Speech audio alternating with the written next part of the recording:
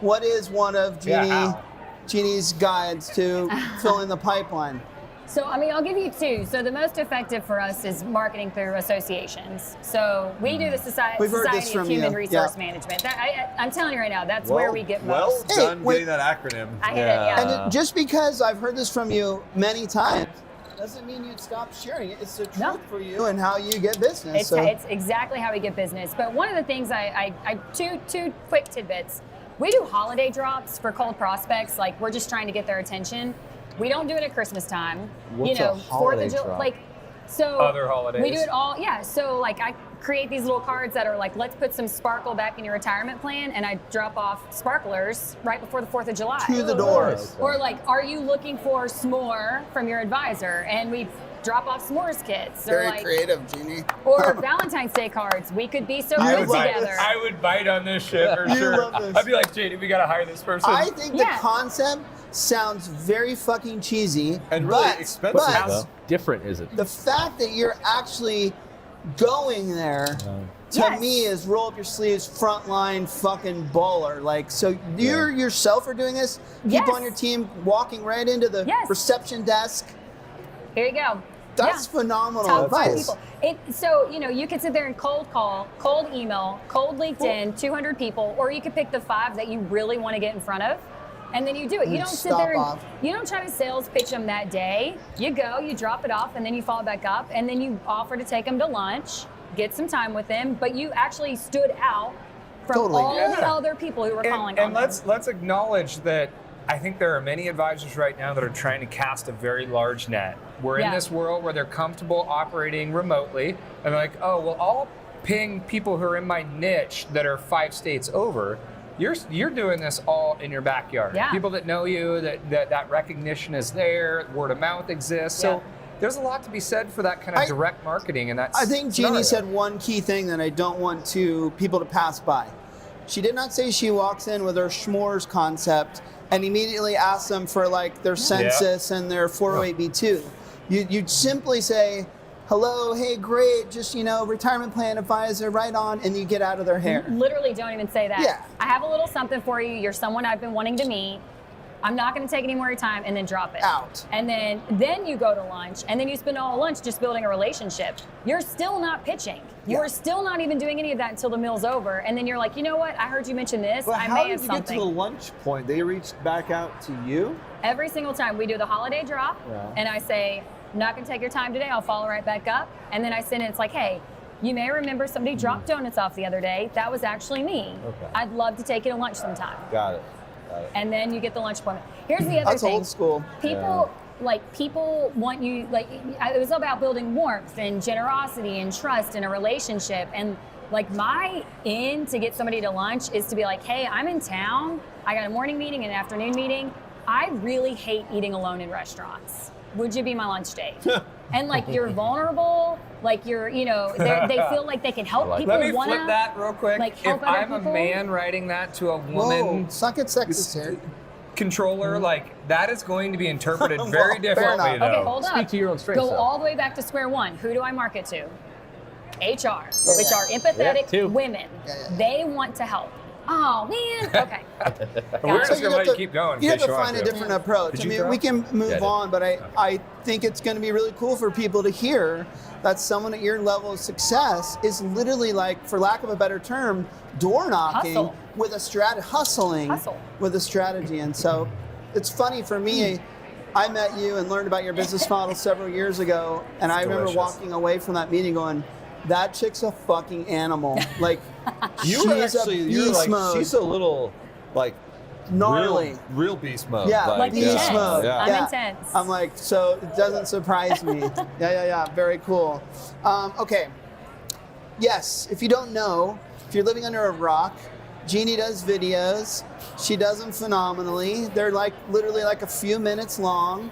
I've kissed your ass about this before. That's not a new thing, too. No, this is not people getting into it. You've been doing it well for a long time. What she does really well, if you're curious about this, is she gets to all the points very effectively and efficiently. And so in 3-4 minutes, you really get to learn all the major points. And you continue to do that phenomenally. Thank you. Recently, You jumped on the Jeffrey Dahmer bandwagon on Netflix. Yeah. You threw up his image, which caught my attention. Oh yeah. And you said, Creepy fuck, man. it's I'll tell crazy. you what's scarier than Jeffrey Dahmer in the new Netflix, special.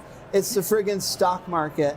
And then you lead into the concept of, is the 60-40 portfolio dead? What spurred this on? Why you must feel like markets are... Do we need to acknowledge what a 60-40 portfolio split is? Because there's a lot out there that may not quite understand that. Sure. It's classic 60% equities, 40% fixed income It's your type of thing. conservative growth, Yeah. model. It's how, pensions are typically managed, Social Security funds, 60-40 is kind of like that base. Private investing, financial planning has been a concept for decades. Yeah. And one of the reasons why it has sucked eggs, if that's a term, I don't know why. Do people say I that? can go with it. This year is stocks and bonds have fallen together, which doesn't happen often. Nope. So anyways, I've seen a few posts from you about the market being scary, a pumpkin throwing up its seeds, this Jeffrey Dahmer thing. This must be a front of mind subject for you right now. Well, because we have 10,000 participants calling us, right? I mean, They're concerned. Yeah, I mean, we are being inundated. We actually had a bunch of planes in conversion, and they came out of blackout, and that just made it like 100 times worse. But I think all advisors, unless you've been in the industry for like 30 years, right? Those of us who've been in it for 15 have to kind of stop and say, have I said many? No, he's been in it for 51. 51 years I've been in the industry. Sweet Jesus. Okay. Go on. But I sit there and I'm like, how bad is this compared to 2008? How bad is this to 2001? Because I don't necessarily have that like real time advisory perception of it. And so I'm constantly questioning that. And then I just got to the point this year where I was like, why is it so bad? And it didn't even occur to me, like I knew everything was down, there's nowhere to hide, like you hear all those phrases, but it caught my attention that we rely heavily on the negative correlation between stocks and bonds. Right. That is the whole premise behind a balanced portfolio. And the balance of the 60-40, the success of the 60-40 is built on that. They are positively correlated this year. Both going down. And unfortunately, both going down. I mean, if they were both going up, it would be a different story. But it's like your fundamental is shaken. So I'm thinking like, is this abnormal? And I go and do the research and it is super abnormal. I read an article where it actually does happen. Now the reason it happened here, now you're getting this from a surfer, but is we were at 0 interest rates, okay? And then we have inflation finally kicking in, right? Yes. Because of potentially COVID and all the money that we're pushing in to keep, I'm not drinking for that one. Okay. We were pushing into the market. And so a couple of things happen all at once. The Fed's got to get in very aggressively and raise those interest rates. That's not good for existing bonds, that you have in your portfolio. So 0 interest rates, rising interest rates, rising inflation at the same time, and boom, you get this negative correlation. Now, from 1976 to 2000, let me get a stat out because I wrote it down. Exactly. From 2022, a real stat. 1 out of every 10 quarters, both stocks and bonds can correlate together. They can both go up together. 10 quarters? 10 quarters. So 10% of the time, right? It happens once every 2.5 years. You'll get a, where it's happening. A little period, So it does happen, but this is very odd. And so anyways, go ahead. I got my stat out. What did you want to say? I was just going to ask, JD, when you acknowledged what a 60-40 portfolio was, you said fixed income. But everything we talked about so far is closely tied to bonds and interest rates. I think you say fixed income. Could you not say fixed income is not bonds? If it's 60-40, could you not look at cash equivalents or some other type of guaranteed rate of return that That's a mistake statement. We shouldn't be interchanging them, but we have been. So I'm a lame financial advisor in a sense. To me, fixed income is bonds. And I bring that up because earlier when we thought about having this as a topic, I said maybe I don't get this, but in my mind, I've always thought of a 60-40 as being a cash equivalent on the 40 side, not a bond. No, typically a bond. It's a bond. Yeah. Okay. Yeah. I think a lot of people that run a 60-40 portfolio might have some cash equivalent, like 4% or 3%, but it's mostly fixed income, which I'm referring to as bonds. And what percent of the population do you think that are investing I am absolutely one of those that's sitting with a 60-40 mentality. It's got to be the majority, right? We've been taught that forever. I don't know if it's the majority, but I mean, it just depends on where you are on the scale. I mean, there's a huge, if you're in a target date fund and you're under the age of 40, you're in a 90-10. I'm not saying that are actually in a 60-40. I'm saying the percent of the population that thinks 60-40 is the right split. That layout, that breakdown of 60% stocks, 40% 10% of the population thinks of 60-40. I don't think so. Yeah. No? No, but it's just too one of That's those. what we were taught in high school. Oh, yeah.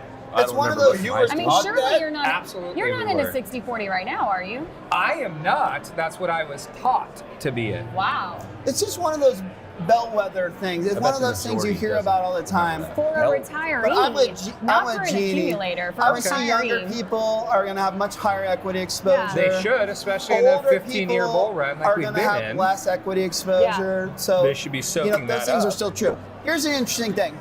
Because the 60-40 is blowing it, because both stocks and bonds are down. Yeah. And by the way, we've talked about this on past shows. The 2020 target date funds are blowing gosh, it I know. because they've got this heavy fixed income deal. So anyways, Modelo. is the 60-40 dead? Do you know who downtown Josh Brown is? You ever see that No. dude? Wall Street dude? Great podcaster. He's usually on a Financial Network Yep, you got show. Checks me.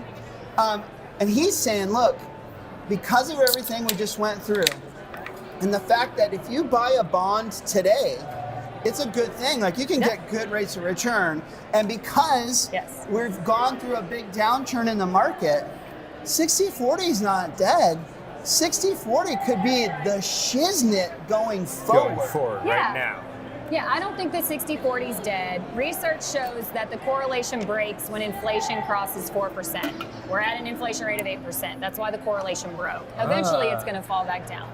Okay, inflation doesn't always equate to a break in the correlation between stocks and bonds. Not it's always. a spike. It's a burp in inflation, right? And so that's why we have the break. The 60-40 is not dead. Burp. It's a burp in inflation. Here's what is dead. The 3-fund portfolio. I'm so sick and tired of hearing of the 3-fund portfolio. You cannot just have the total bond market as your fixed income allocation. You have got to have diversifiers in there for periods just like this that include Treasury inflation protected securities, real estate, and potentially even commodities. Commodities. So 60-40 is not dead. 3-fund portfolio is dead. So a more strategic, kind of more robust, conservative side of your investment. 90% of your return is going to be based on your asset allocation, which is not the 60-40 risk tolerance. It's the actual breakdown of the underlying asset classes. And people oversimplify and they're like, oh, stocks and bonds. But no. Like, you need 8 or 9 different asset classes to get that true diversification. I think we've definitely learned that now too. Yeah. Because I used to look at bonds as like, oh, who cares? We'll get you this one or this one. And now I look at it like, oh my God, no. This is a whole area that needs attention and customization. Major attention. For years, we could just be like, oh no, the bonds are the stabilizer. We're not trying to get return in bonds. We're just trying to get them stabilized. You cannot do that anymore. So it'll be interesting. See how we kind of come out of all this, or when, if we do. I love that we just nerded out on investments. It's gonna take I feel like a you guys little. are in my this is I love this this is what shit. I talk about. I love this shit. Well, Mark will give some stock tips, and then you can really make your clients some money here shortly. What do you think? What are we going for? Don't know yet. We don't know yet. Let's let Mark get more comfortable. He doesn't like it when we talk high-level investment stuff. Okay. So let's play everyone's I'm with you, favorite, Mark. totally original, nope or dope game. Okay,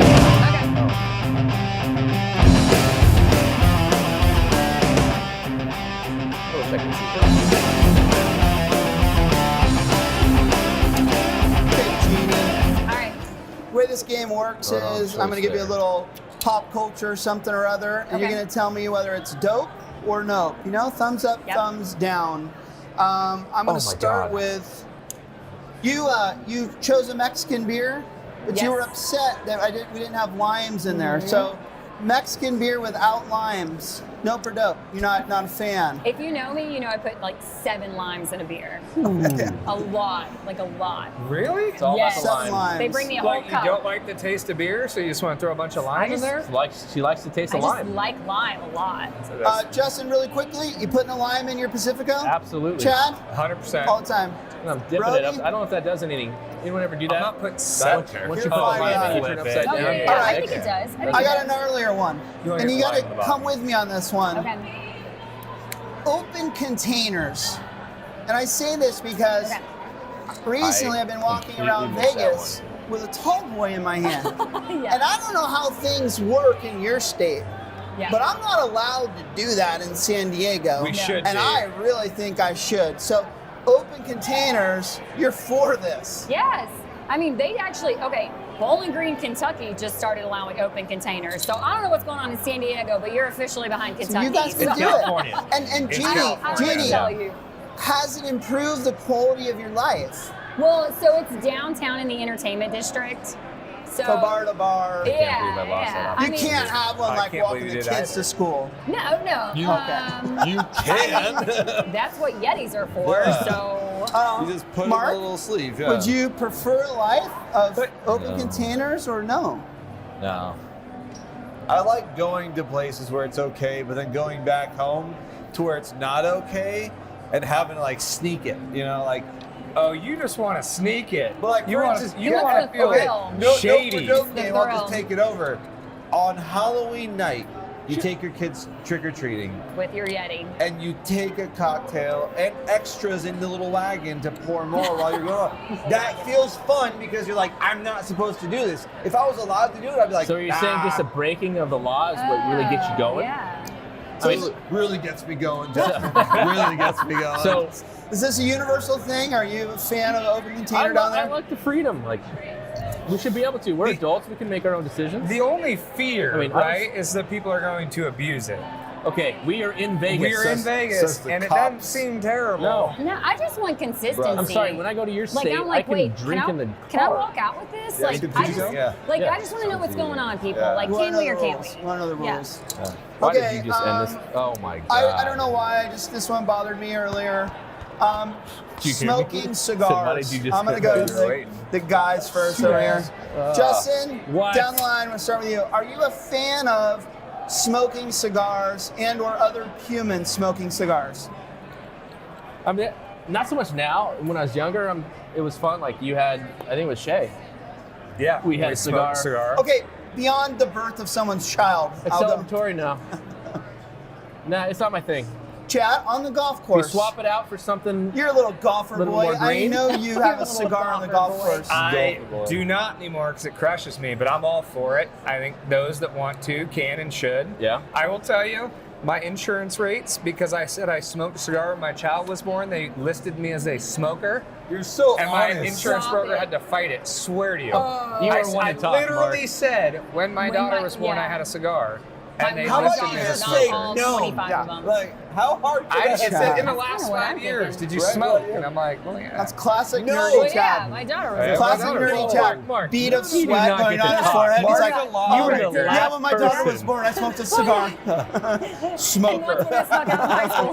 They didn't ask me Jeannie, if I. Jeannie, are you thumbs up or thumbs down? So For, I'm straight, like I exactly like he said. Like I don't want to be around it because I think they smell really bad. But like you do, you boo. Like you want to go smoke. Oh, I'm the not cigar gonna smells tell so you not good, to. though, Jeannie. No, I don't So care for good. it. But like Mark? you, like you do. What about the greener I'm variety? okay How do you for a like that cigar. I'm saying no to cigars, unless like That's a good. I want you people to should bring back ask that pipes. question again. Oh, Pipes? like Popeye. You do look like a pipe guy. all right, Mark is Trying to no on get the you to get a cigars, pipe. but yes Can on we do, Where the are pipes. you? same, can Where we are do the you? same question but with I don't something a like little 'em. greener? Not a I fan. think cigars Yeah. are gross. Not a so. We fan. good with that? Document that. No, he's asking. Are my No, clients like a gonna cigar, see think it? of No, it's no, like are smoke- you in? It's like having we a had hot dog Kush in your on mouth. before. Like, Yeah. it's just weird. Okay, She doesn't want to answer. Jeannie, last one for you. And I think it's really important. Not a nope or dope, but a real topic Okay. here. And having you here is a great opportunity for me. Sully forced me to write an article. Whatever. He literally did. He legit forced forced you. you to write that? He forced, not that topic, but he forced me to write one. Yeah. I spat out something that I honestly felt Fantastic. like came from my heart. Yeah. And it was, hey, telling advisors, maybe you should work more on old school business tactics, like build your business, build your internal operations. And yes, maybe go knock on doors with a Drop some holiday s'mores kit stuff. and win business. 2 o'clock. Instead of, there's this narrative out there of like, you should be posting more content. You should be videoing yourself and putting it on Instagram and Twitter. And I felt like advisors were feeling like, shit, if I don't do this stuff, I'm like falling behind. And I kind of had this moment of like, I'm not falling behind. Those people aren't winning tons of business from that shit. Work on your business, grow your business the old-fashioned way. I got a couple of articles that came back my way from Sherry and Faith and people out there saying, you know, jabbing me back. You're hashtag 401k lady, and you do not have to agree with me in any way, shape, or form. Where do you sit on this? So, okay, so I 100% agree with literally every article that was written. I 100% agree with yours. All of them. I 100% agree with Sherry. Yeah, they were very I sly in that. 100% agree with Faith. And this is not me being like, oh my God, I love everybody. I agree with them all. We know you That's better. how it is. Right. No, I literally do. And where I will bust your balls is, I thought your message was perfect, and I absolutely agree with it. Like today, I was talking about old school sales, not social media.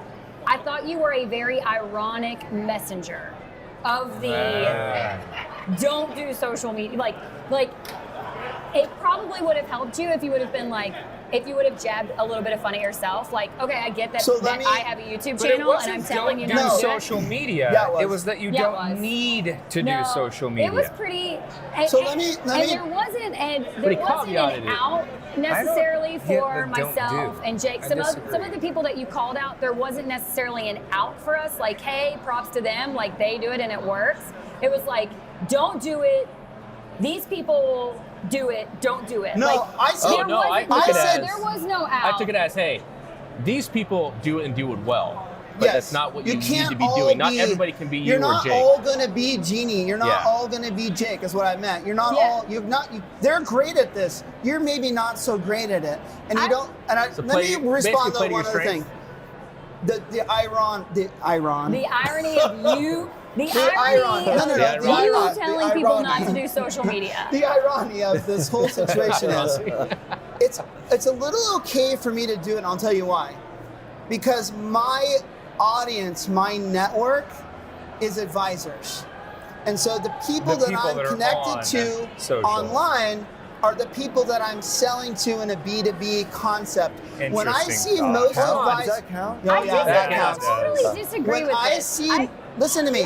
When I see most bullshit. advisors posting stuff, it's a fucking echo chamber of your local. First of all, the first people to like and comment are going to be your local wholesalers. They can't say anything. Way to go, Tommy. Congrats. Way to go, Sally. And then there's going to be a whole slew of your peers saying, good job. I see very few. You might be an exception because of your network. Her and Alex and a few others that are getting plan sponsor feedback. It's not human resources people. It's not chief financial officers. But JD, that's not a bad thing, though, in my point of view. Like, look at what it's elevated some of the folks in our space, too. I see what JD is Including saying. us. Like, just because you're not going after your target audience doesn't mean that you haven't put content out there now that you can then share off of social. Oh, right. And push it out via, hey, I met this client. Look at what I put out about cost of living adjustment increases, and you fire that over.